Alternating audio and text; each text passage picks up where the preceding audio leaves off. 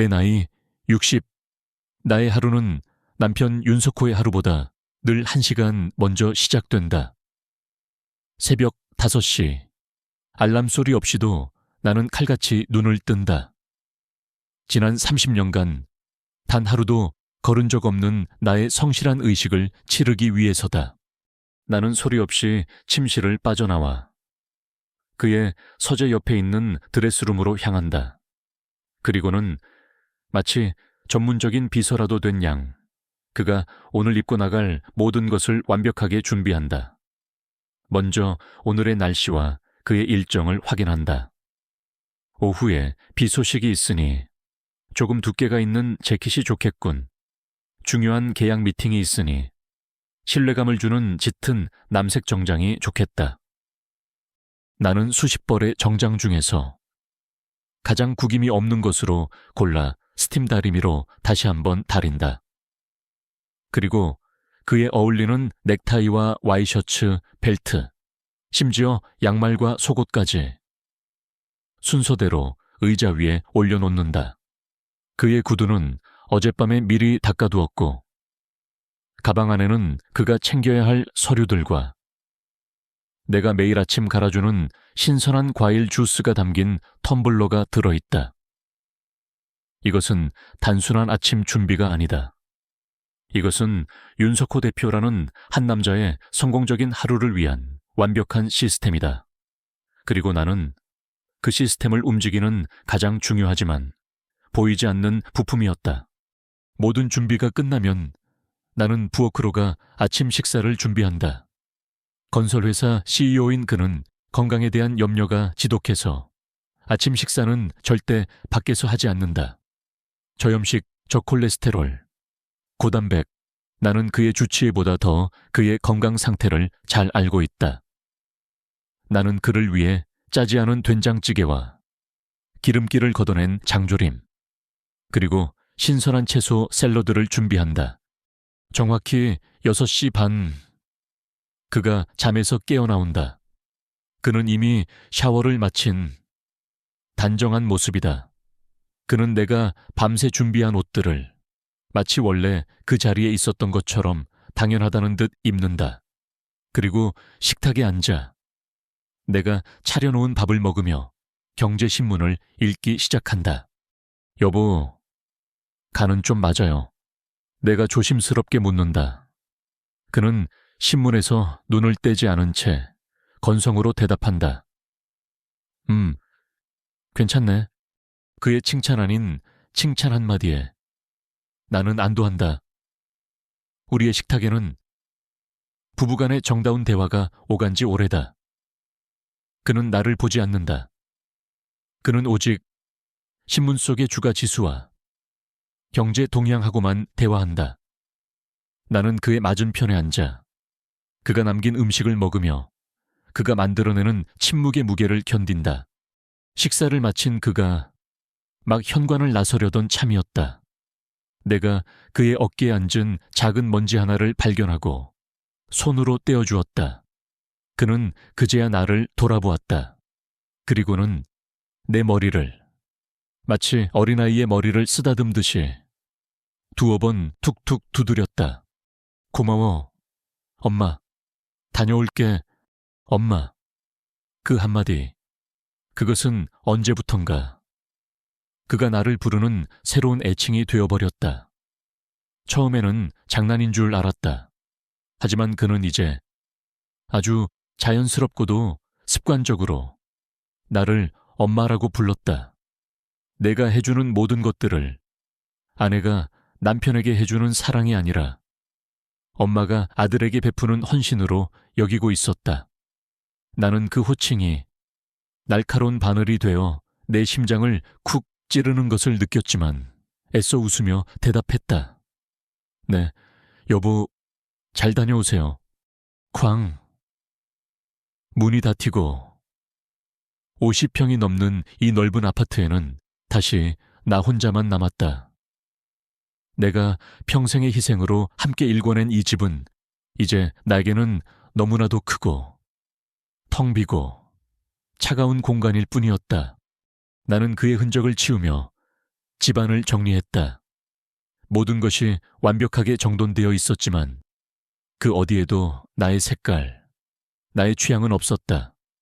이 집의 모든 것은 오직 남편 윤석호의 성공과 편의를 위해 존재했다. 오후가 되자 초인종이 울렸다. 문을 열어보니 우리 아파트 경비 아저씨의 고등학생 딸이 울상을 한 채 서 있었다. 안녕하세요. 사모님, 저 혹시 잠깐만 시간 좀 내주실 수 있을까요? 아이는 경제 숙제 때문에 며칠째 끙끙 앓고 있었는데 아버지가 회장님 댁 사모님은 똑똑하시니 한번 여쭤보라고 했다는 것이었다. 나는 아이를 집 안으로 들였다. 아이가 내민 것은 수요와 공급의 법칙과 시장 균형 가격의 변화에 대한 아주 어려운 과제였다. 나는 잠시 망설였다. 내가 이런 것을 할 수 있을까? 하지만 문제를 읽어 내려가는 순간 내 머릿속에서 먼지 쌓인 서랍 하나가 삐걱 소리를 내며 열리는 느낌이 들었다. 나는 아이를 식탁에 앉히고 종이와 펜을 가져왔다. 그리고는 내가 대학에서 경영학을 전공하며 배웠던 지식들을 하나하나 끄집어내기 시작했다. 자, 학생, 어렵게 생각할 것 없어. 수요 곡선은 왜 우하향할까? 가격이 비싸면 사람들이 덜 사려고 하니까. 공급 곡선은 왜 우상향할까? 가격이 오르면 팔려는 사람들이 더 많이 팔고 싶어 하니까. 그럼 이 두 선이 만나는 이 지점이 바로 아무도 손해보지 않고 모두가 만족하는 시장 균형 가격이 되는 거란다. 나는 그래프를 그려가며 아이의 눈높이에 맞춰 차근차근 설명해 주었다. 아이의 얼굴이 점차 어둠에서 빛으로 바뀌어갔다. 와, 사모님 정말 귀에 쏙쏙 들어와요. 저희 선생님보다 더 설명을 잘하세요. 아이의 그 순수한 감탄 한마디에 나는 지난 몇 년간 느껴보지 못했던 짜릿한 지적 희열과 성취감을 느꼈다. 그래, 나 아직 죽지 않았구나. 내 안에는 여전히 세상을 분석하고 문제를 해결할 수 있는 능력이 남아 있었구나. 아이를 보내고 나는 왠지 모를 흥분에 휩싸여 남편의 서재를 정리하기 시작했다. 평소에는 잘 들어가지 않는 곳이었다. 그의 책들을 정리하고 서류들을 분류하던 중 나는 서랍 가장 깊숙한 곳에서 낡고 누렇게 변한 서류 봉투 하나를 발견했다. 내 이름, 조인숙이라고 쓰인 봉투. 나는 떨리는 손으로 봉투를 열었다. 그 안에는 30년도 더 된 나의 대학교 졸업 증명서가 들어있었다. 경영학과 수석 졸업, 그리고 그 밑에는 내가 직접 작성했던 꽤 두툼한 사업계획서 한 부가 있었다. 사업계획서 프리미엄 가정식 반찬 전문점 인수계 부엌. 나는 그 계획서를 펼쳐들었다. 30년 전 내가 밤을 새워가며 만들었던 나의 첫 번째 꿈이었다. 그때 남편은 작은 건설회사를 막 시작한 가난하지만 야심에 찬 청년이었다. 나는 나의 이 사업 계획을 그에게 설레는 마음으로 보여주었다. 그때 그는 나를 어떻게 했던가. 그는 내 계획서를 대충 훑어보더니 내 손을 잡으며 아주 다정하고도 단호한 목소리로 말했다. 인수가, 정말 멋진 꿈이야. 하지만 당신의 그 뛰어난 재능은 나를 돕는 데 쓰는 게 더 좋겠어. 위대한 남편 뒤에는 언제나 현명한 아내가 있는 법이거든. 당신이 집에서 나를 완벽하게 뒷바라지 해주면 나는 밖에서 당신을 세상에서 가장 행복한 여자로 만들어줄게. 약속해. 나는 그의 그 말을 믿었다. 나는 나의 꿈을, 나의 재능을 기꺼이 상자 속에 넣어 봉인했다. 그리고 지난 30년간 그의 성공을 위해 나의 모든 것을 바쳤다. 나는 낡은 사업 계획서를 든 채 텅 빈 거실을 둘러보았다. 남편은 약속을 지켰다. 그는 나를 강남의 50평대 아파트에 사는 사모님으로 만들어 주었다. 하지만 그는 나를 세상에서 가장 행복한 여자로 만들어 주지는 못했다. 나는 누구일까? 나는 윤석호의 아내일까? 엄마일까? 아니면 이름조차 잊어버린 경영학도 조인숙일까? 내 손에 들린 낡은 사업 계획서가 마치 내게 말을 거는 것만 같았다. 인수가, 이제 다시 너의 꿈을 펼쳐볼 시간이야. 나는 계획서를 가슴에 품었다. 내 마음속에서 아주 작지만 단단한 불꽃 하나가 조용히 피어오르기 시작했다. 그것은 나를 되찾고 싶다는 나의 마지막 반란의 신호탄이었다. 내 안에서 시작된 작은 균열은 며칠 후 남편이 가져온 소식으로 인해 더 큰 폭풍을 예고하고 있었다. 인수가, 나 이번에 올해의 건설 경영인 대상을 받게 됐소. 남편은 마치 동네 슈퍼에서 라면 한 봉지를 사온 사람처럼 무심하고 덤덤하게 말했다.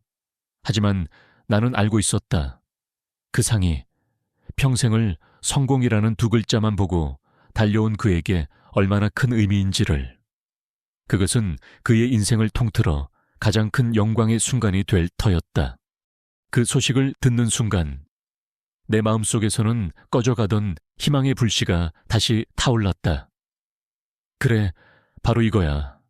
이 시상식이야말로 우리 관계를 되돌릴 수 있는 마지막 기회일지도 몰라.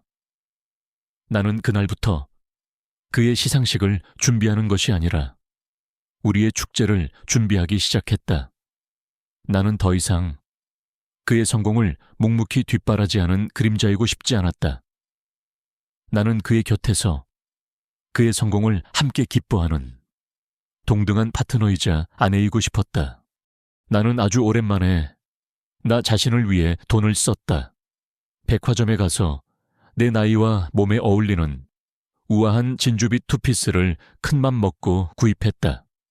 그리고 낡은 핸드백 대신 작고 세련된 클러치백도 하나 샀다. 미용실에 가서 부스스하던 머리도 단정하게 다듬었다. 시상식 당일, 나는 거울 앞에 서서 낯선 내 모습을 바라보았다. 그곳에는 매일 아침 남편의 양말을 챙기던 초라한 늙은이가 아니었다. 그곳에는 한 남자의 아내로서 그의 가장 빛나는 순간을 함께할 준비가 된 한 명의 온전한 여자가 서 있었다. 나는 설레는 마음으로 남편과 함께 호텔 연회장으로 향했다. 연회장은 그가 속한 세상처럼 화려하고 눈부셨다. 거대한 샹들리에와 흰 테이블보가 깔린 수많은 테이블, 그리고 값비싼 옷을 차려입은 사람들. 나는 이 모든 것이 조금은 낯설었지만 한편으로는 가슴 벅찬 자부심을 느꼈다.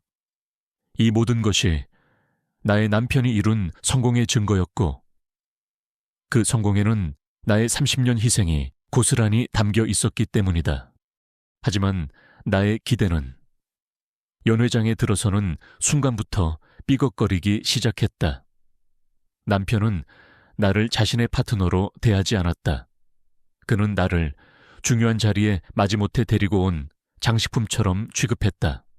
그는 수많은 지인과 악수를 하고 인사를 나누는 동안 단 한 번도 나를 제대로 소개하지 않았다. 그저 집사람이요라는 한마디면 충분했다. 그는 곧바로 나를 테이블에 홀로 남겨둔 채 자신의 인맥을 관리하기 위해 사라져버렸다. 나는 낯선 사람들로 가득한 테이블에 어색하게 앉아 있었다. 그들은 내게 아무런 관심도 없었고 말을 걸어오지도 않았다. 나는 다시 투명 인간이 되었다. 나는 씁쓸한 와인을 홀짝이며 무대 위에서 화려하게 빛나는 내 남편을 먼 발치에서 바라볼 뿐이었다. 마침내 시상식의 하이라이트가 시작되었다. 2024년 대한민국을 빛낸 자랑스러운 건설 경영인 대상 윤석호 석호건설 대표님, 큰 박수 부탁드립니다. 사회자의 우렁찬 목소리와 함께 남편의 이름이 불렸다. 장내에는 우레와 같은 박수 소리가 터져 나왔다. 남편은 수많은 카메라 플래시 세례를 받으며 의기양양하게 무대 위로 올라갔다. 그는 빛나는 트로피를 받아들고 마이크 앞에 섰다. 나는 그 모습을 보며 지난 모든 서운함을 잊고 진심으로 그를 자랑스러워했다. 그래, 저 사람이 바로 내 남편이다. 내가 사랑하고 내 모든 것을 바친 남자다. 그는 준비해 온 원고를 읽어 내려가기 시작했다. 그는 회사의 임직원들에게, 사업 파트너들에게, 그리고 정부 관계자들에게 아주 유창하고 격식 있는 감사의 인사를 전했다. 그리고 그의 연설이 거의 끝나갈 무렵이었다. 나는 그가 마침내 나의 이름을 불러주기를 기다리고 있었다. 그의 성공을 함께 이뤄낸 아내인 나의 존재를 모든 사람들 앞에서 인정해 주기를 간절히 바라고 있었다. 그는 정말로 내 이야기를 시작했다. 하지만 그것은 내가 기대했던 방식이 아니었다. 그리고 마지막으로 그는 잠시 숨을 고르고 객석에 앉은 나를 향해 시선을 돌렸다. 처음으로 그가 나를 똑바로 쳐다봐 주었다. 저의 아내에게 감사의 말을 전합니다. 내 심장이 두근거리기 시작했다. 제 아내는 지난 30년간 저에게는 헌신적인 어머니와도 같은 존재였습니다. 어머니. 그 한마디가 내 귀에 박히는 순간 나는 숨을 쉴 수가 없었다. 제가 사업 때문에 힘들고 지쳐 집에 돌아올 때마다 제 아내는 늘 따뜻한 밥상으로 저를 위로해 주었습니다.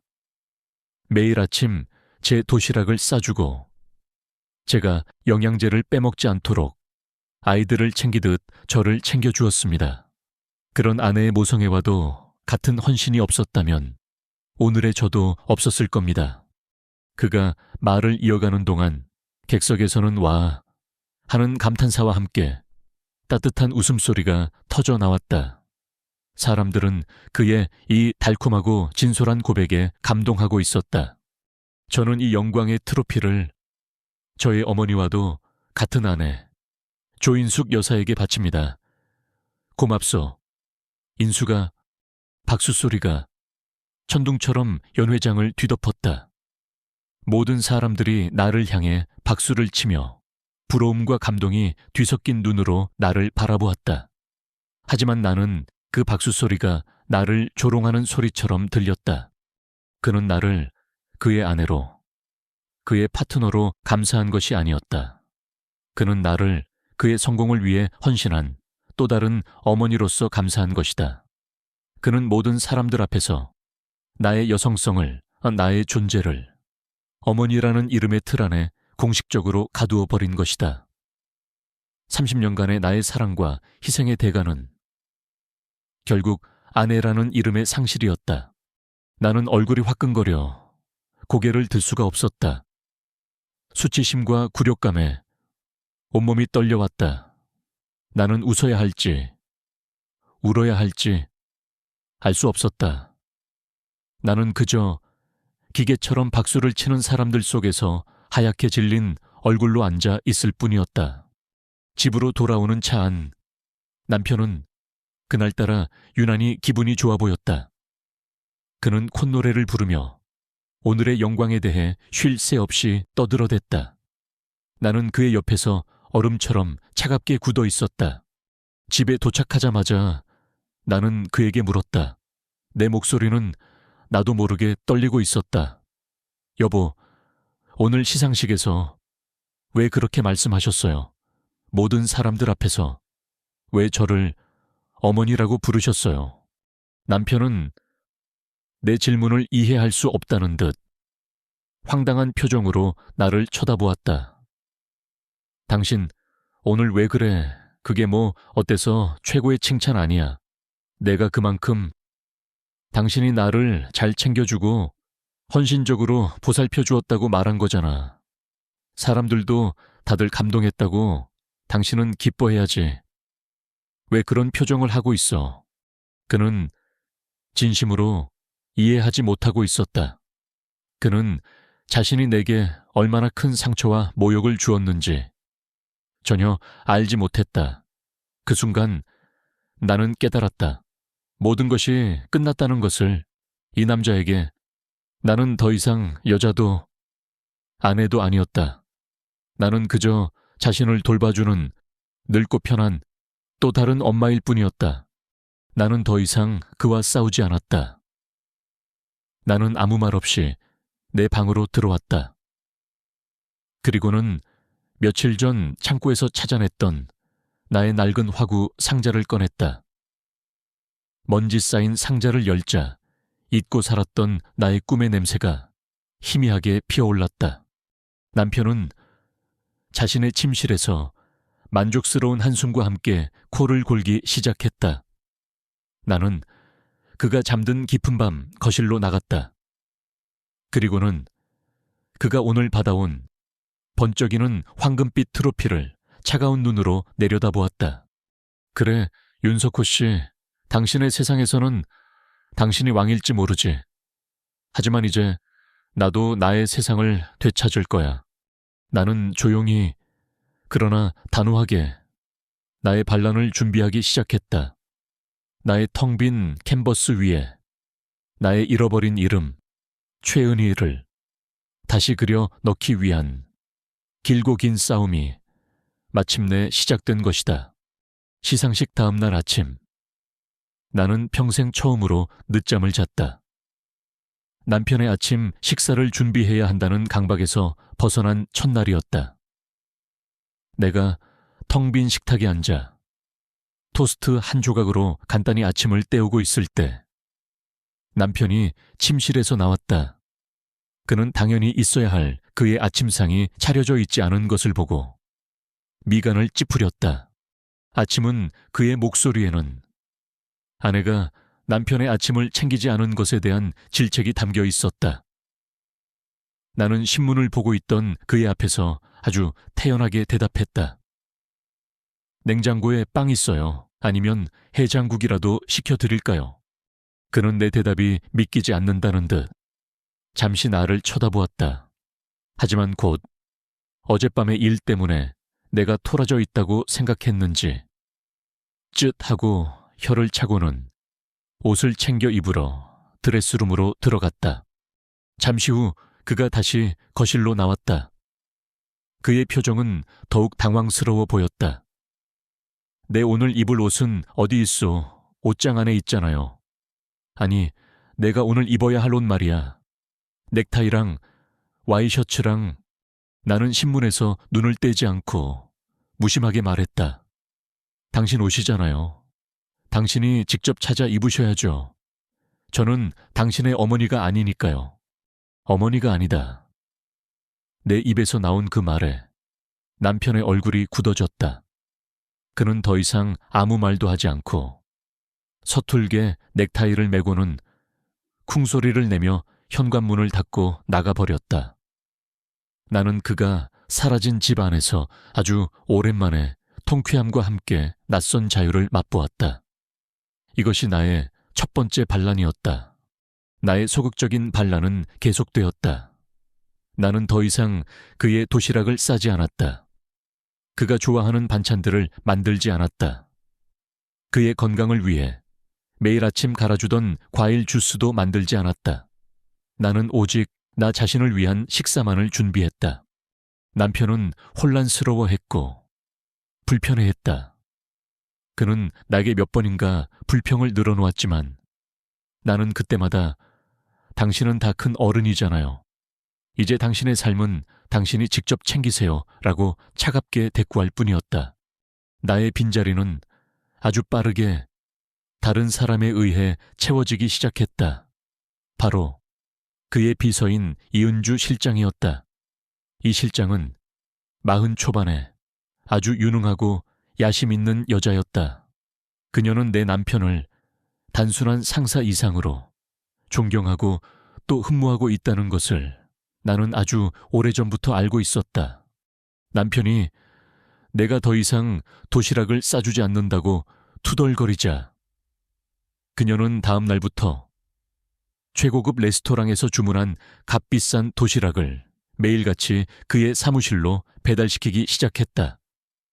남편이 출장 갈 때 입을 옷을 챙기는 것을 어려워하자 그녀는 그의 모든 출장 준비물을 마치 아내가 챙겨주듯 완벽하게 챙겨주었다.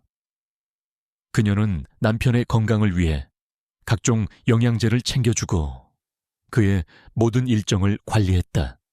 그녀는 내가 벌인 엄마의 역할을 아주 교묘하고도 적극적으로 자신의 것으로 만들어가고 있었다. 그녀는 남편에게 나보다 더 유능하고 더 세련된 새로운 엄마가 되어주고 있었다. 남편은 그런 그녀의 헌신에 아주 만족스러워했고 점차 나를 찾지 않게 되었다. 나는 그렇게 내 집에서 내 남편의 인생에서 점점 더 투명한 존재가 되어가고 있었다. 나는 질투심을 느끼지 않았다. 오히려 잘 됐다고 생각했다. 그들이 서로에게 더 의존할수록 내가 되찾을 자유의 시간은 더 많아질 테니까. 나는 그들이 내게 무관심한 그 시간 동안 나의 진짜 인생을 준비하기 시작했다. 나는 낡은 화구 상자를 꺼내 그림을 다시 그리기 시작했고 나의 옛 친구였던 대학 동창 혜진이에게 연락했다. 지금은 대학 교수가 된 혜진이는 나의 갑작스러운 연락을 반가워하며 나의 새로운 도전을 진심으로 응원해 주었다. 그러던 어느 날 밤이었다. 남편이 아주 늦은 시간에 사색이 된 얼굴로 집에 들어왔다. 그의 손에는 두꺼운 서류 뭉치가 들려 있었고 그의 얼굴에는 내가 지난 30년간 단 한 번도 본 적 없었던 깊은 절망감이 서려 있었다. 무슨 일이에요? 내 질문에 그는 대답할 기력도 없는 듯 소파에 주저앉았다. 그의 옆에는 이 실장도 함께였다. 그녀의 얼굴 역시 하얗게 질려 있었다. 큰일 났소. 회사 망하게 생겼소. 그가 겨우 입을 열었다. 자초지종은 이러했다. 남편의 회사가 사활을 걸고 진행하던 하늘채 팰리스라는 대규모 주상복합 건설 프로젝트가 큰 위기에 부딪힌 것이었다.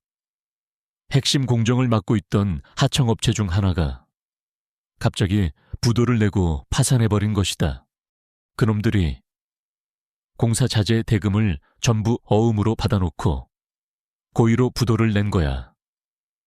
공사는 중단됐고 당장 다음 주까지 공사를 재개하지 못하면 우리는 발주처에 어마어마한 지체 보상금을 물어내야 해.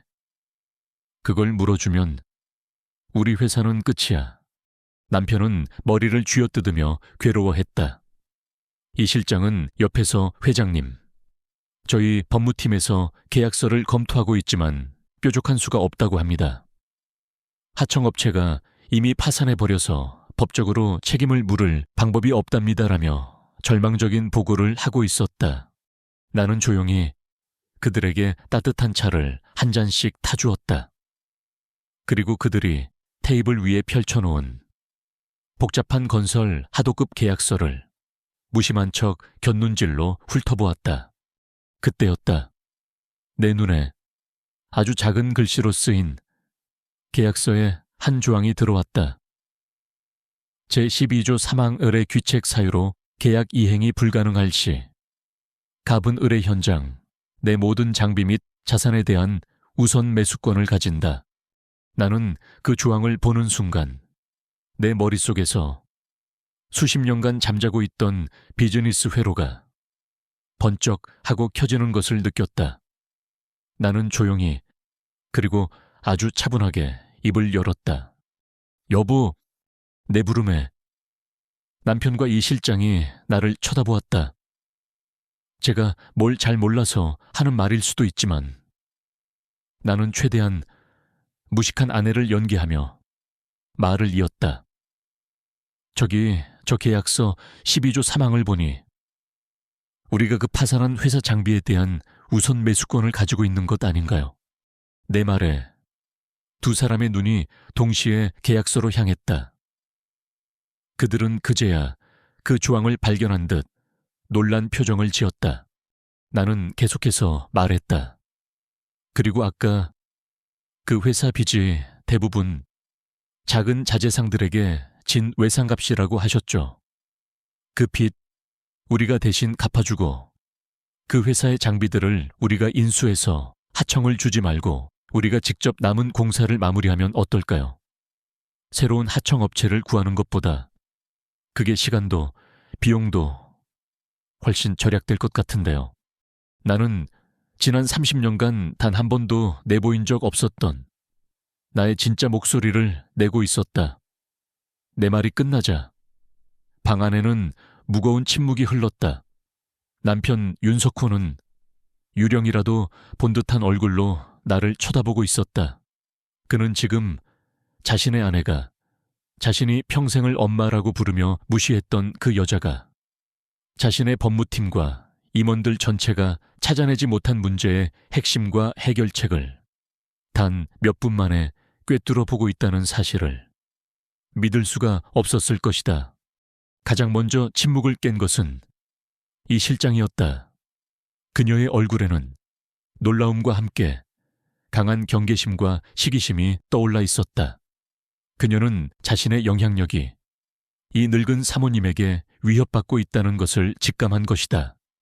회장님, 사모님의 아이디어가 흥미롭기는 합니다만 너무 위험합니다. 저희는 직접 시공을 해본 경험이 부족합니다. 그리고 사모님께서는 죄송하지만 복잡한 건설 현장의 생리를 잘 모르십니다. 괜히 어설프게 나섰다가 더 큰 문제에 휘말릴 수 있습니다. 우리는 정석대로 법적인 절차를 밟는 것이 안전합니다.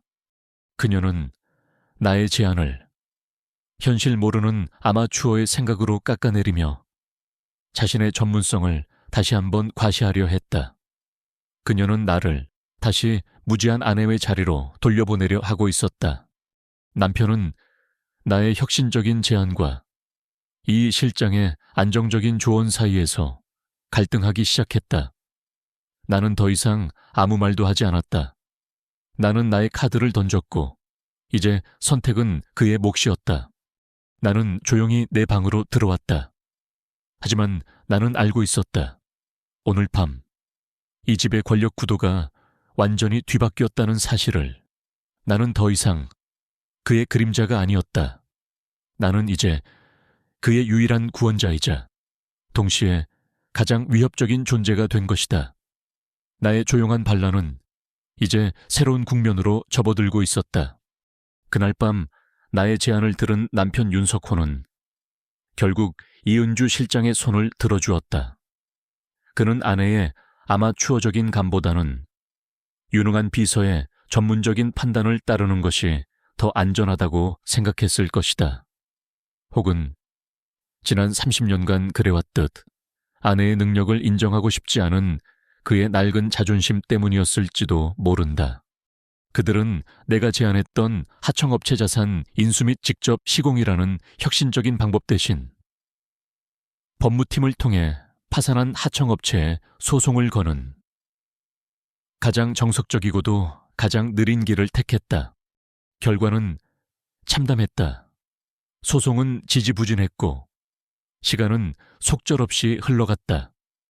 하늘채 팰리스 건설 프로젝트는 완전히 멈춰섰다. 공사가 하루 지연될 때마다 우리 회사가 발주처에 물어내야 하는 지체 보상금은 눈덩이처럼 불어났다. 회사의 자금은 매일같이 새어나가고 있었다. 집안의 공기는 지옥과도 같았다. 남편은 매일 밤 술에 취해 들어와 괴성을 질렀고 서재에 틀어박혀 나오지 않았다. 그의 성공 신화가 그의 자존심이 무너져 내리고 있었다. 이은주 실장은 거의 매일 우리 집에 상주하며 밤늦게까지 남편과 대책 회의를 했지만 그들의 얼굴에는 패배의 그림자만이 짙게 드리워져 있었다. 나는 그 모든 것을 조용히 그리고 차갑게 지켜보고 있었다. 나는 더 이상 그에게 따뜻한 위로의 차를 건네지 않았다. 나는 그가 자신의 어리석은 선택이 어떤 결과를 낳았는지를 뼈저리게 느끼기를 바랐다. 그의 오만함이, 그의 무시가 바로 그 자신을 파멸시키고 있음을 나는 때를 기다렸다. 그리고 내 사람들을 움직이기 시작했다. 나의 첫 번째 움직임은 내 오랜 친구이자 지금은 명문대 경제학과 교수로 재직 중인 혜진이에게 연락하는 것이었다. 우리는 수십 년 만에 학교 근처의 한 조용한 카페에서 만났다. 혜진이는 세월의 흐름에도 여전히 총명하고 자신감 넘치는 모습이었다. 그녀는 나의 초췌한 모습과 그간의 사정을 듣더니 안타까움과 분노가 뒤섞인 표정을 지었다. 인수가 너의 그 뛰어난 재능을 그 남자 하나 때문에 30년이나 썩히고 있었다니. 내가 진작에 알았더라면 널 그렇게 내버려 두지 않았을 텐데. 나는 그녀에게 나의 계획을 모두 털어놓았다. 남편 회사의 위기 상황과 내가 제안했던 해결책, 그리고 그것이 어떻게 묵살되었는지, 그리고 내가 지금 무엇을 하려 하는지. 내 이야기를 다 들은 혜진이는 잠시 생각에 잠기더니 이내 결심한 듯 말했다. 알겠다. 인수가 네가 하려는 일이 얼마나 위험한 일인지 알아. 하지만 네가 너 자신을 되찾기 위한 싸움이라면 내가 기꺼이 너의 칼이 되어줄게. 혜진이는 그녀의 인맥을 총동원하여 부도난 하청업체, 대명건설의 채권자 명단을 입수해 주었다. 그들은 대부분 대명건설에 자재를 납품했던 영세한 중소기업 사장들이었다. 그들 역시 대명건설의 부도로 인해 연쇄 부도의 위기에 처해 있었다. 나는 혜진이의 도움을 받아 그 채권자들을 비밀리에 만나기 시작했다. 나의 무대는 더 이상 집안의 부엌이 아니었다. 나는 30년 만에 다시 세상 밖으로 나와 비즈니스라는 이름의 전쟁터에 선 것이다. 내가 처음 채권자들을 만났을 때 그들은 나를 경계했다. 석호건설, 윤석호 대표의 아내. 그들에게 나는 자신들의 돈을 떼먹은 원수의 아내일 뿐이었다. 사모님께서 여긴 어쩐 일이십니까? 저희한테 위세라도 부리러 오신 겁니까? 나는 그들의 날 선 비난 앞에서 고개를 숙이는 대신 내가 직접 밤을 새워 만든 자료들을 내밀었다. 사장님들, 저는 오늘 윤석호 대표의 아내로 온 것이 아닙니다. 저는 사장님들과 마찬가지로 이 부당한 상황의 또 다른 피해자로서 여러분께 새로운 제안을 드리기 위해 왔습니다. 나는 나의 오래된 전공 지식과 격리 실무 경험을 총동원하여 그들에게 나의 계획을 설명했다. 나는 대명건설의 재무제표를 분석하여 그들의 자산과 부채 현황을 정확히 보여주었다.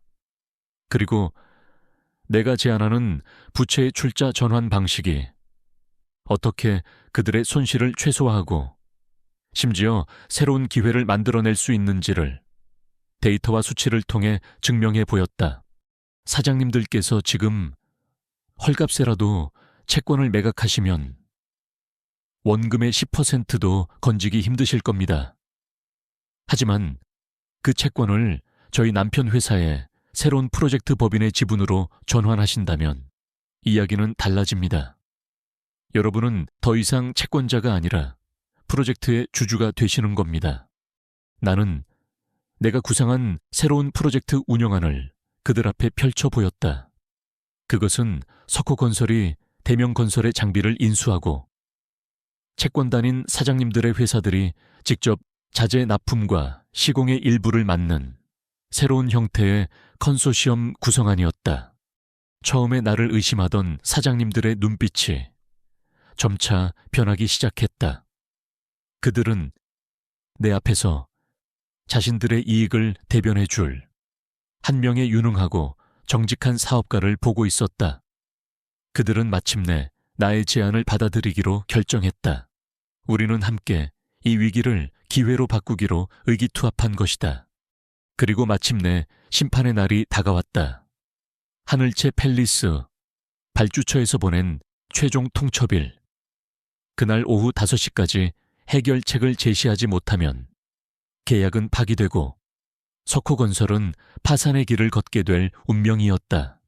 나는 약속된 시간보다 1시간 먼저 남편의 회사에 도착했다.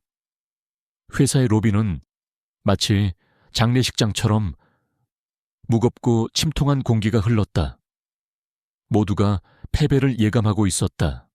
나는 곧장 가장 높은 층에 있는 회의실로 향했다. 회의실 안에서는 남편과 회사의 임원들, 그리고 이은주 실장이 모여 마지막 대책 회의를 하고 있었다. 그들의 얼굴에는 절망과 체념만이 가득했다.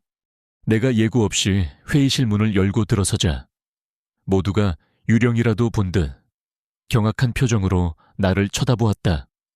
남편이 당황한 목소리로 소리쳤다. 당신이 여길 왜 와? 이은주 실장도 사모님, 여긴 사모님께서 오실 곳이 아닙니다. 어서 나가주십시오라며 나를 막아서려 했다. 나는 그들의 제지를 무시하고 회의실의 긴 테이블, 가장 상석을 향해 걸어갔다. 나는 그곳에 나를 위해 비워져 있던 것만 같은 회장석 바로 맞은편 자리에 앉았다. 나는 더 이상 집 안에서 남편의 눈치나 보던 그 무기력한 아내가 아니었다. 나는 지금 이 회사의 운명을 결정지을 가장 중요한 열쇠를 쥔 유일한 사람이었다. 나는 가방에서 내가 밤새워 준비한 두툼한 서류철 하나를 꺼내 테이블 위에 올려놓았다. 그 안에는 채권단 전원의 동의서와 내가 만든 새로운 사업 계획서, 그리고 구체적인 자금 조달 계획까지 모든 것이 담겨 있었다. 나는 나를 둘러싼 남자들, 평생 나를 집사람이라고만 불렀던 그 남자들을 차갑고도 당당한 눈으로 천천히 둘러보았다. 그리고는 내 인생에서 가장 조용하지만 가장 힘 있는 목소리로 말했다. 윤석호 씨와 임원 여러분들이 지난 몇 주간 찾아내지 못했던 그 해결책, 제가 지금부터 여러분께 보여드리겠습니다. 회의실 안의 시간은 멈췄다. 시계는 운명의 5시를 향해 마지막 1시간을 남겨두고 있었다. 나의 길고 길었던 조용한 반란의 마지막 장이 마침내 이 거대한 유리성의 심장부에서 시작되려 하고 있었다. 회의실의 공기는 내가 던진 서류철 하나로 인해 얼음장처럼 차갑게 얼어붙었다. 윤석호 사장을 포함한 모든 임원들은 마치 외계 생명체라도 보듯 나를 쳐다보고 있었다. 그들의 눈에는 이 할망구가 지금 여기서 뭘 하는 건가 하는 황당함과 감히 여기가 어디라고 하는 불쾌감이 뒤섞여 있었다. 가장 먼저 정신을 차린 것은 역시 이은주 실장이었다. 사모님, 지금 무슨 장난을 하시는 겁니까? 여긴 동네 분여회 사무실이 아닙니다. 회사에 존망이 걸린 중요한 회의 자리라고요. 어서 가지고 오신 거 가지고 나가주십시오. 그녀는 나를 상황 파악 못하는 철없는 노인으로 취급하며 내쫓으려 했다. 하지만 나는 자리에서 꿈쩍도 하지 않았다. 대신 회의실의 가장 상석에 앉아있는 내 남편 윤석호를 똑바로 쳐다보며 말했다. 윤석호 씨, 당신은 지금 당신과 직원들의 30년 노력이 담긴 이 회사를 단 1시간 만에 공중분해시킬 참입니까? 내 입에서 나온 윤석호 씨라는 호칭에 남편의 눈썹이 꿈틀했다. 내가 그의 이름을 직접 부른 것은 아마 결혼한 이후 처음 있는 일일 것이다. 나는 당신에게 장난을 치러 온 것이 아닙니다. 당신들이, 그리고 당신의 그 유능한 법무팀과 기획팀이 지난 몇 주간 찾아내지 못했던 유일한 해결책을 가지고 온 겁니다. 이 서류를 읽어볼지 아니면 이대로 파산을 맞이할지는 이제 대표이사인 당신이 결정하세요. 나의 차분하지만 단호한 태도에 회의실 안의 분위기가 미묘하게 바뀌기 시작했다. 임원들은 단순한 해프닝이 아니라는 것을 직감하고 남편의 눈치를 살폈다. 남편은 잠시 나를 노려보다가 결국 마지못해 내 앞에 서류철을 집어들었다. 그리고 임원들은 의심 가득한 눈으로 나의 계획서를 읽어 내려가기 시작했다. 나는 그들의 표정 변화를 하나하나 놓치지 않고 지켜보았다. 처음에는 그들의 얼굴에 비웃음과 무시가 가득했다. 고작 집에서 살림이나 하던 여자가 뭘 안다고. 하지만 페이지가 한 장 넘어갈수록 그들의 표정은 점차 변해갔다. 비웃음은 놀라움으로, 놀라움은 경탄으로, 그리고 마침내 감히 믿을 수 없다는 경외감으로 나의 계획서는 단순히 이렇게 하면 어떨까 하는 수준의 아이디어가 아니었다. 그것은 지난 몇 주간 내가 나의 옛 지식과 친구 혜진이의 도움, 그리고 밤샘 연구를 통해 만들어낸 완벽한 비즈니스 솔루션이었다. 나는 먼저 대명건설의 파산 원인과 재무 상태를 전문 회계사처럼 날카롭게 분석했다. 나는 그들이 고의 부도를 냈다는 정황 증거와 함께 그들의 숨겨진 자산과 부채의 실질적인 규모를 정확히 제시했다. 다음으로 나는 계약서 12조 3항에 명시된 자산 우선 매수권을 근거로 우리가 법적으로 어떻게 그들의 핵심 장비를 최소 비용으로 인수할 수 있는지에 대한 구체적인 절차를 명시했다. 그리고 마지막으로 가장 핵심적인 부분, 나는 대명건설의 채권단인 영세 자재 업체들을 우리 회사의 적으로 만드는 대신 아군으로 끌어들이는 새로운 컨소시엄 구성안을 제시했다. 그들에게 부실 채권을 떠안기는 대신 우리 프로젝트의 지분을 나누어주고 그들이 직접 자재 납품과 일부 시공을 맡게 함으로써 모두가 윈윈할 수 있는 상생의 구조를 설계한 것이었다. 이것은 단순히 법률적, 재무적 해결책을 넘어선 판 자체를 바꾸는 창의적인 발상이었다. 내 계획서의 마지막 페이지가 덮였을 때 회의실 안에는 무거운 침묵만이 흘렀다. 한참 후 가장 연장자인 박 전무가 떨리는 목소리로 입을 열었다. 회장님, 이 계획서 정말 사모님께서 직접 작성하신 겁니까? 남편은 아무 대답도 하지 못했다.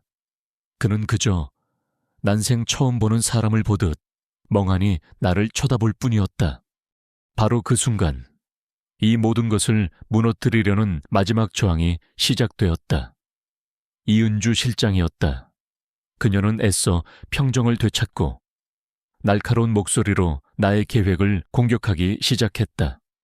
회장님, 그리고 임원 여러분, 잠시만 진정하고 냉정하게 판단하셔야 합니다.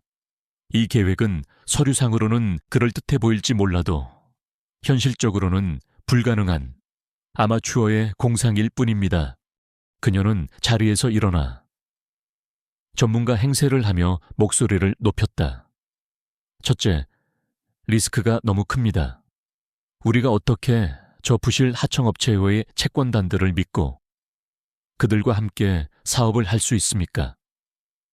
그들은 언제 우리 뒤통수를 칠지 모르는 시한폭탄입니다. 둘째, 우리는 직접 시공 경험이 부족합니다. 괜히 우리가 직접 나섰다가 공사 기간은 더 길어지고 품질 문제라도 생기면 그때는 정말 돌이킬 수 없습니다. 그리고 마지막으로 사모님, 존경하는 마음으로 말씀드립니다만 사모님께서는 지난 30년간 비즈니스 현장을 떠나 계셨습니다. 현실은 사모님께서 교과서에서 배우신 것과는 다릅니다. 이건 너무 위험한 도박입니다. 그녀의 논리적인 반박에 잠시 나에게 쏠렸던 임원들의 눈빛이 다시 흔들리기 시작했다. 그래, 그녀의 말도 일리가 있었다. 나의 계획은 너무나 파격적이고 전례가 없는 것이었다. 보수적인 그들이 회장 부인의 말을 믿고 회사의 명운을 걸기에는 너무나 큰 도박이었다. 남편 윤석호의 얼굴에도 다시 갈등의 빛이 떠올랐다.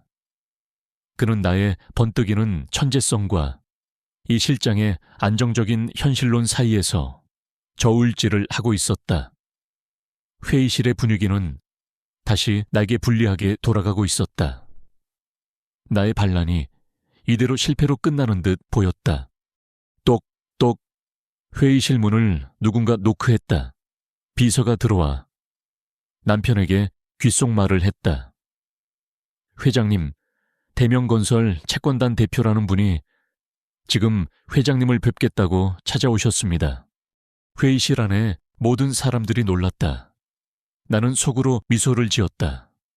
나의 마지막 카드가 가장 완벽한 타이밍에 등장한 것이다.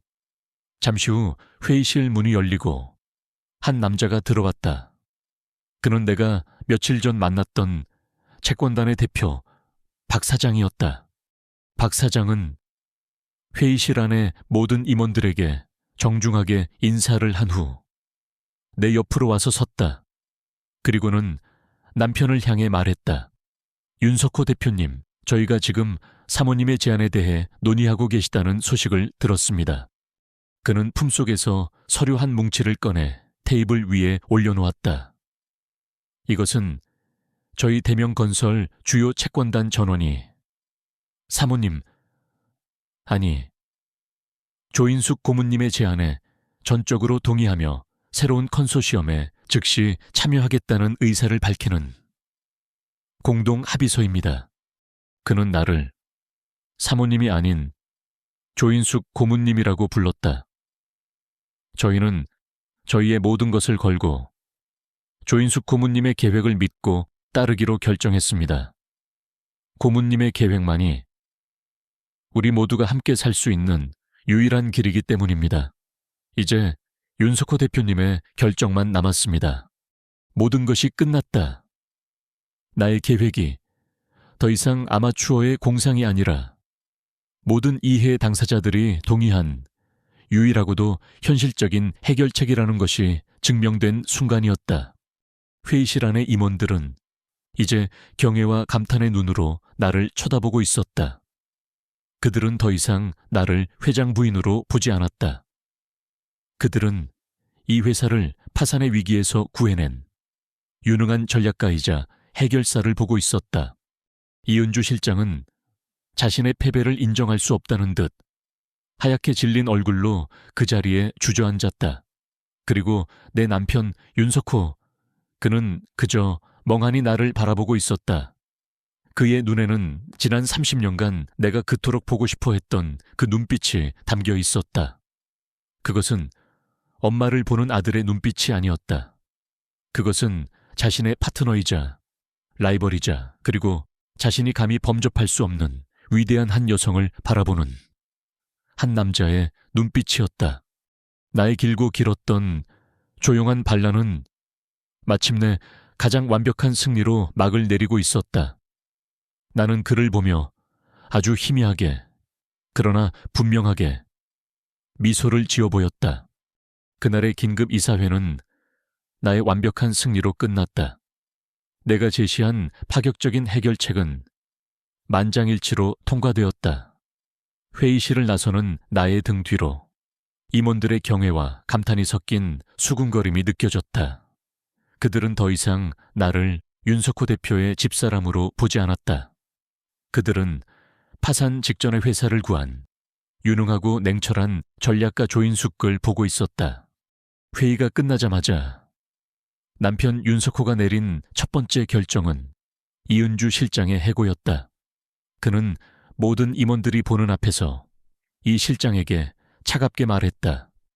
이 실장, 당신의 전문적인 판단은 우리 회사를 재앙으로 이끌 뻔했어. 당신의 경솔함과 무능함에 대한 책임을 지고 오늘부로 회사에서 나가주시오. 이은주 실장은 자신의 모든 권력과 영향력이 한순간에 사라졌다는 사실을 믿을 수 없다는 듯 하얗게 질린 얼굴로 서 있었다. 그녀는 나를 원망과 질투가 뒤섞인 눈으로 노려보았지만 아무 말도 하지 못하고 자신의 짐을 챙겨 초라하게 회사를 떠났다. 그녀의 시대는 그렇게 막을 내렸다. 나는 그 후 며칠간 회사에 머물며 내가 제안했던 프로젝트의 실행을 직접 지휘했다. 나는 더 이상 집에서 살림만 하던 무기력한 아내가 아니었다. 나는 다시 30년 전에 일과 성공에 대한 열정으로 가득 찼던 경영학도 조인숙으로 돌아가 있었다. 나는 채권단 대표들과 만나 새로운 컨소시엄의 구체적인 운영 방안을 조율했다. 그리고 법무팀과 함께 가장 효율적인 방식으로 다명건설의 자산을 인수하는 절차를 밟았다. 나의 지시와 판단은 막힘이 없었고 정확했다. 회사의 직원들은 처음에는 나를 어색해했지만 이내 나의 전문성과 카리스마에 감탄하며 나를 고문님이라고 부르며 따르기 시작했다. 모든 것이 제자리를 찾아가고 있었다. 회사는 위기에서 벗어나 새로운 활기를 띠기 시작했다. 하지만 정작 가장 중요한 문제, 나와 내 남편의 관계는 여전히 풀리지 않은 숙제로 남아있었다. 프로젝트가 안정 궤도에 오른 며칠 후 나는 다시 집으로 돌아왔다. 집안의 공기는 완전히 달라져 있었다. 남편은 더 이상 나를 당연하게 여기지 않았다. 그는 내 눈치를 살폈고 내 앞에서 안절부절 못했다. 그는 어색한 솜씨로 내게 커피를 타주려 애썼고 내가 신문을 읽을 때면 방해가 될까봐 조용히 자리를 비켜주기도 했다. 우리의 집에서 지난 30년간 단단하게 굳어있던 권력의 균형이 완전히 역전된 것이다. 어느 날 저녁, 그가 마침내 용기를 내어 내게 다가왔다. 그는 내가 앉아있는 소파 앞에 아주 어색하고 불편한 자세로 앉았다. 그리고는 아주 길고도 힘겨운 고백을 시작했다. 인수가, 아니, 여보, 내가 당신에게 할 말이 있어. 그는 처음으로 아주 오랜만에 나를 여보라고 불렀다. 나는 당신에게 정말 큰 죄를 지었소. 나는 당신을 지난 30년간 철저하게 무시하고 이용하고 당신의 영혼을 가두어 왔소. 그의 목소리는 죄책감으로 심하게 떨리고 있었다. 솔직히 고백하자면 나는 당신이 무서웠어. 네, 우리가 젊었을 때 당신은 나보다 훨씬 똑똑하고 훨씬 유능한 사람이었어. 당신이 보여주었던 그 사업 계획서.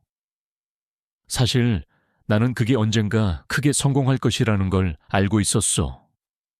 나는 당신이 나보다 더 크게 성공할까봐. 그래서 내가 당신 옆에서 초라한 남자가 될까봐 두려웠던 거요. 내 자격지심과 이기심이 당신의 날개를 꺾어버린 셈이지. 그는 괴로운 얼굴로 말을 이었다. 그래서 나는 당신을 아내와 엄마라는 이름의 안전한 상자 안에 가두려 했던 거요. 당신이 당신의 능력을 잊고 오직 나만을 위해 살아가도록 당신의 희생을 나는 사랑이라는 이름으로 포장하고 당연하게 여겨왔소. 내가 얼마나 어리석고 얼마나 잔인한 남편이었는지 나는 이제야 깨닫고 있어. 그의 고백, 그것은 내가 지난 30년간 단 한 번이라도 듣고 싶었던 바로 그 말이었다. 나의 상처와 서름이 그의 진심 어린 참회 앞에서 아주 조금씩 녹아내리는 것을 느꼈다. 나는 당신에게서 빼앗아간 30년의 세월을 되돌려줄 수는 없겠지. 하지만 앞으로의 내 남은 인생을 바쳐 당신에게 속죄하고 싶소. 그는 내 앞에 아주 진지한 제안을 했다. 여보, 회사로 돌아와 주시오. 더 이상 고문이라는 어색한 자리 말고 이 회사의 부회장으로서 당신의 진짜 자리로 돌아와 주시오. 이 회사는 처음부터 당신의 것이나 마찬가지였어. 나와 함께 이 회사를 다시 일으켜 세워주시오. 부회장, 그것은 세상의 모든 여자들이 부러워할 만한 아주 달콤한 제안이었다. 나는 그의 제안을 들으며 잠시 생각에 잠겼다. 그리고는 조용히 고개를 저었다. 아니요, 여보. 내 대답에 그는 놀란 표정을 지었다. 나는 당신 회사의 부회장 자리를 위해 지난 몇 주간 싸워온 것이 아니에요. 나는 나 자신을 되찾기 위해 싸워온 겁니다. 나는 내 새로운 꿈에 대해 그에게 이야기했다. 나는 이제 당신의 성공을 위해 사는 조인숙이 아니라 나 자신의 삶을 살고 싶어요. 그리고 나의 새로운 삶은 이 회사 안에는 없을 것 같아요. 그럼 당신이 원하는 게 뭐요? 뭐든지 말만 하시오. 내가 다 들어주겠소. 재단을 하나 만들고 싶어요. 재단, 그래. 우리 회사 이름으로 작은 재단을 하나 만들고 싶어요. 나처럼 결혼과 육아 때문에 자신의 경력과 꿈을 포기해야만 했던 수많은 여성들을 위한 재단 말이에요. 그들이 다시 사회로 복귀하고 제2의 인생을 시작할 수 있도록 교육하고 지원하고 투자해주는 그런 재단이요. 그리고 나는 그 재단의 이사장이 되어 나의 남은 인생을 그들을 위해 바치고 싶습니다. 이것이 나의 마지막 반란이자 나의 새로운 시작이었다. 나는 남편의 회사에서 높은 자리를 차지하며 그의 성공에 기생하는 대신 나만의 왕국을 나만의 방식으로 건설하고 싶었다. 내 계획을 들은 남편은 한참 동안 말이 없었다. 그리고는 깊은 존경심이 담긴 눈으로 나를 바라보며 말했다. 알겠소. 당신의 뜻이 그렇다면 내가 그리고 우리 회사가 당신의 꿈을 전적으로 지원하겠소. 당신이 이사장이 되고 나는 당신의 1호 후원자가 되어주겠소. 그는 더 이상 나를 통제하려 하지 않았다. 그는 나를 그의 동등한 파트너로서 존중하고 지지하기 시작한 것이다. 나는 거실 창밖을 바라보았다. 밖은 이미 어두워져 있었지만 내 마음은 그 어느 때보다 밝고 환했다. 나는 나를 올가매던 모든 것들로부터 마침내 자유를 얻었다. 그리고 그 자유 위에서 나는 나의 진짜 두 번째 봄을 이제 막 시작하려 하고 있었다. 그로부터 1년의 시간이 흘렀다. 나의 삶은 30년 전 내가 서랍 속에 넣어두었던 그 낡은 사업 계획서가 마침내 현실이 되는 놀라운 시간들로 채워지고 있었다. 남편의 회사, 석호건설의 전폭적인 지원 아래 나의 인숙재단은 성공적으로 출범했다. 우리는 서울 시내 한 조용한 건물에 작은 사무실을 얻었다. 그곳은 내가 평생을 바쳤던 그 크고 텅 빈 아파트보다 훨씬 작았지만 그 어느 곳보다 따뜻한 열정과 희망으로 가득 차 있었다. 나는 재단의 이사장으로서 눈코 뜰 새 없이 바쁜 나날을 보냈다. 나는 더 이상 한 남자의 아침 식사를 준비하며 하루를 시작하지 않았다. 대신 나처럼 세상에 자신의 자리를 잃어버린 다른 여성들의 새로운 아침을 열어주는 일을 시작했다. 나의 재단은 경력이 단절된 여성들의 재취업과 창업을 돕는 곳이었다. 우리는 그들에게 최신 회계 프로그램 사용법이나 마케팅 전략 같은 실무적인 기술을 가르쳤다. 하지만 내가 가장 중요하게 생각했던 교육은 바로 자신감 회복 훈련이었다. 나는 나의 경험을 바탕으로 그들에게 말했다. 여러분, 세상은 우리에게 아내와 엄마의 역할에 충실하라고 말합니다. 그리고 그 역할을 충실히 해내고 나면 우리에게 남는 것은 쓸모없는 늙은이라는 이름표일 때가 많습니다. 하지만 저는 오늘 여러분께 감히 말씀드립니다. 우리는 결코 쓸모없지 않습니다. 우리의 경력은 단절된 것이 아니라 가정이라는 가장 위대한 회사를 경영해 본 귀중한 경험으로 이어진 것뿐입니다. 나는 그들이 지난 수십 년간 잊고 살았던 자기 자신의 이름과 가치를 되찾도록 도왔다. 재단 사무실은 언제나 여성들의 웃음소리와 서로를 격려하는 따뜻한 대화, 그리고 새로운 도전에 대한 뜨거운 열정으로 가득 찼다. 나는 그 모습을 보며 내 인생의 진정한 행복이 무엇인지를 매일같이 깨닫고 있었다. 나와 남편의 관계에도 아주 느리지만 분명한 변화가 찾아왔다. 그는 더 이상 나를 엄마라고 부르지 않았다. 그는 나를 조 이사장 혹은 여보라고 아주 어색하지만 존중을 담아 부르기 시작했다. 그는 더 이상 자신의 옷과 밥을 챙겨주기를 바라지 않았다. 오히려 그는 서툰 솜씨로 나를 위해 아침 식사를 준비하려 애썼다. 그가 태운 토스트와 짜디짠 계란 프라이를 나는 기꺼이 맛있게 먹어주었다. 그것은 그가 나에게 바치는 서툴지만 진심 어린 속죄의 의식이라는 것을 알고 있었기 때문이다. 그는 나의 가장 든든한 후원자가 되어주었다. 그는 자신의 모든 인맥을 동원하여 우리 재단의 졸업생들이 만든 작은 가게들의 홍보를 도와주었고 그들의 첫 번째 고객이 되어주었다. 지난 주말 우리 재단의 첫 번째 졸업식이자 성과 발표회가 열렸다. 작은 강당을 빌려 열린 소박한 행사였지만 그곳은 그 어떤 화려한 시상식보다 더 뜨거운 감동과 환희로 가득 차 있었다.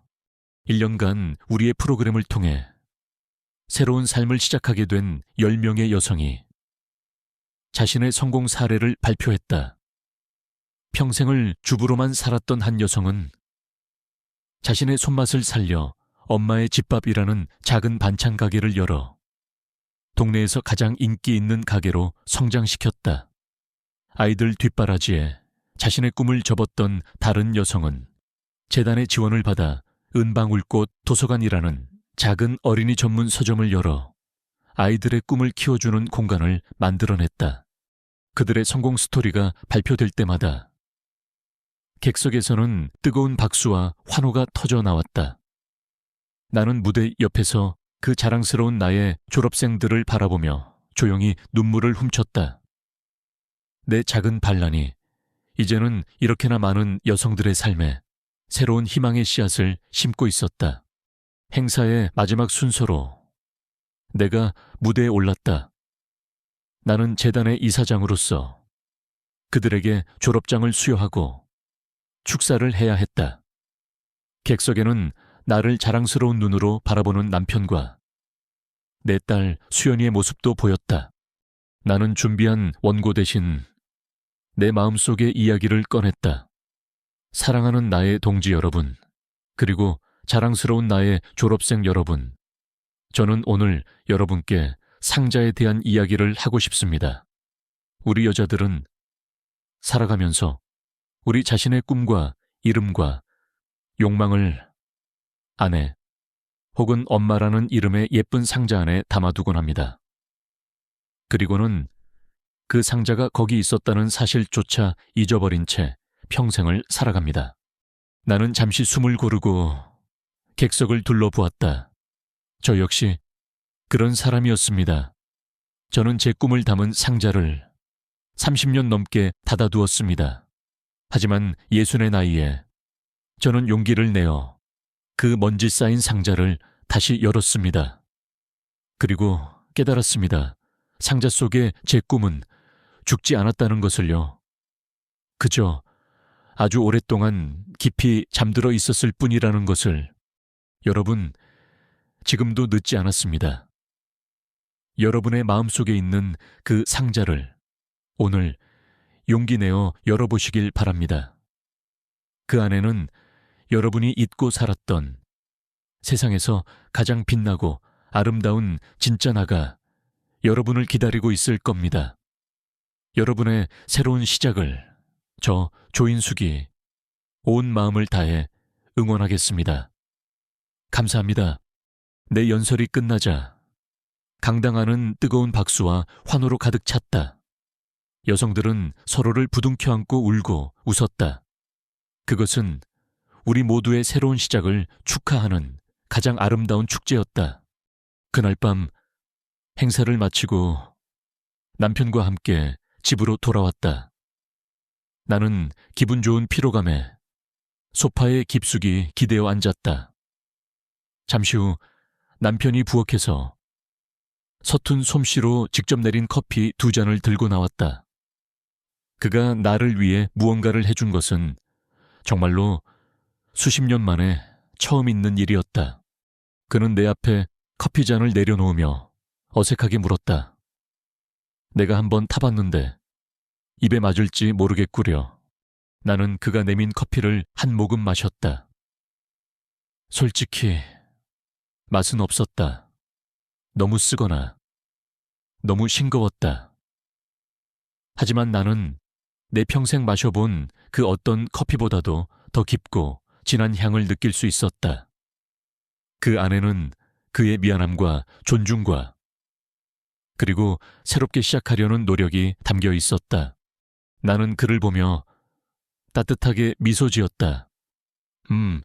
괜찮은데요. 그리고는 장난스럽게 덧붙였다. 그래도 아주 훌륭하지는 않으니 내일 아침에 다시 한번 타주셔야겠어요.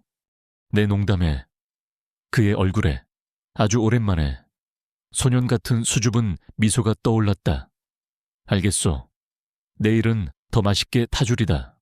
우리는 나란히 앉아 어색하지만 따뜻한 커피를 마셨다. 우리는 더 이상 엄마와 아들이 아니었다. 우리는 서로의 실수를 보듬어 안고 서로의 새로운 시작을 응원하는 인생의 진짜 파트너가 되어가고 있었다. 창밖으로는 서울의 야경이 별처럼 펼쳐져 있었다. 나는 깨달았다. 나의 2번째 봄은 이제 막 시작되었다는 것을. 그리고 그 봄은 예전의 그 어떤 봄보다도 훨씬 더 깊고 지혜롭고 찬란할 것이라는 것을. 오늘 이야기가 마음에 드셨다면 구독과 좋아요를 눌러주세요. 여러분의 따뜻한 응원은 저희에게 큰 힘이 됩니다. 매일 찾아오는 인생의 지혜. 다음 이야기에서 또 뵙겠습니다. 감사합니다.